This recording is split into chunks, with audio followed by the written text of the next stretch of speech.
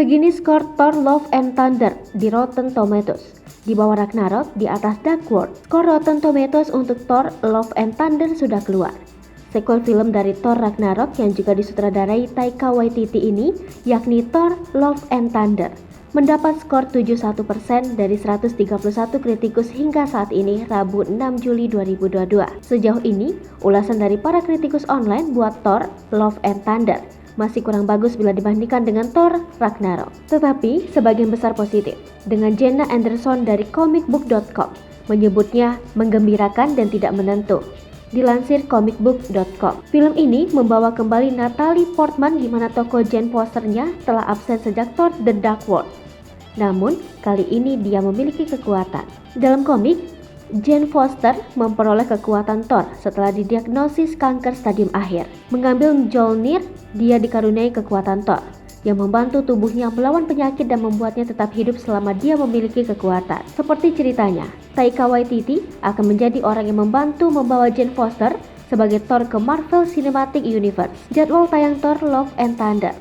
Marvel Studio mengungkapkan Thor Love and Thunder akan tayang mulai 8 Juli 2022 secara global. Kini, jadwal tayang film Thor Love and Thunder di bioskop Indonesia pun telah dirilis. Diketahui melalui Twitter resmi Marvel Studio Indonesia, film Thor Love and Thunder akan tayang lebih awal di Indonesia. Thor Love and Thunder tayang mulai 6 Juli 2022 di bioskop-bioskop Indonesia. Sebelumnya, Lembaga Sensor Film Republik Indonesia juga mengumumkan bahwa film Thor Love and Thunder telah lulus sensor. Film terbaru dari Marvel Studio ini siap menghibur penonton di Indonesia.